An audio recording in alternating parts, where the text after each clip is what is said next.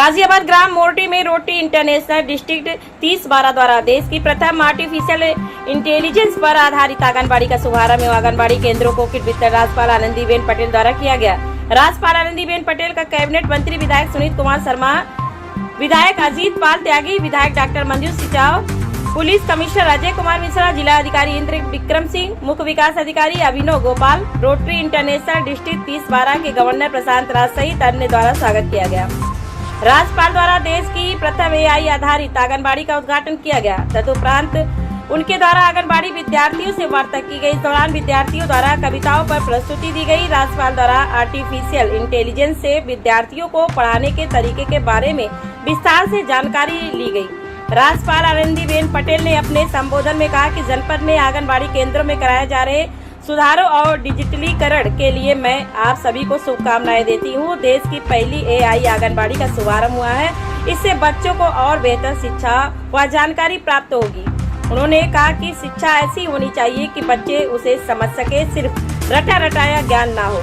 बच्चे को समझ में आना चाहिए कि वह क्या लिख रहा है, क्या बोल रहा है। उन्होंने कहा कि शिक्षा के साथ साथ बच्चों में संस्कृति और सभ्यता का भी ज्ञान होना चाहिए। इसके लिए पाठ्यक्रम शिक्षा के दौरान एवं सांस्कृतिक कार्यक्रम के दौरान इस प्रकार के कार्यक्रम भी आयोजित किए जाने चाहिए, जिससे बच्चों में संस्कृति और सभ्यता का भी ज्ञान हो सके।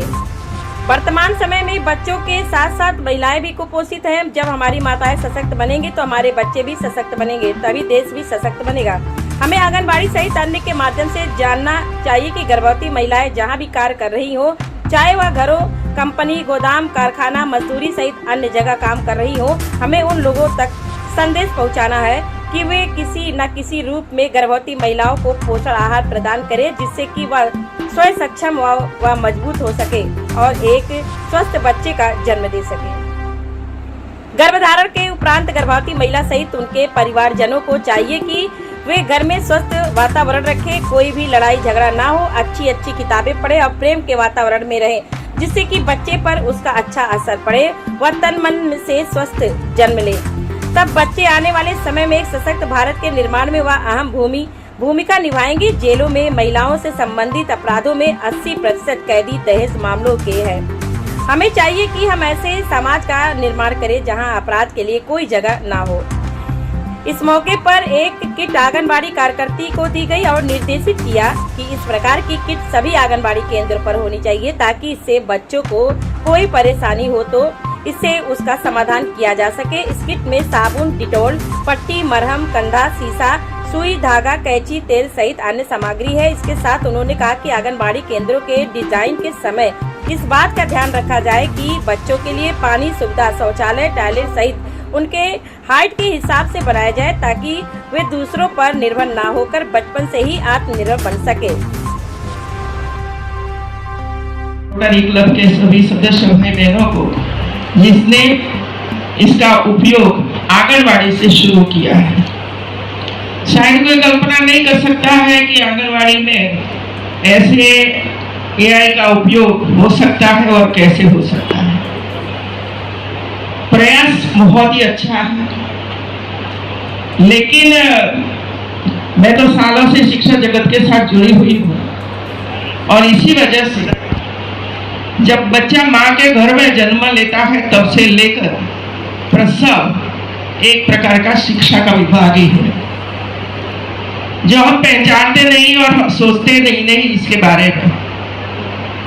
और प्रसव के बाद 8 साल की उम्र इसके जीवन की कितना इम्पोर्टेंट होता है, इसके बारे में भी हम सोचते नहीं है, पता नहीं होता है, क्योंकि हमारा जो पाठ्यक्रम वगैरह है इसमें भी इसका कहीं उल्लेख नहीं होता है। और इसी वजह से परिस्थितियों में से हम सब पास हो रहे हैं।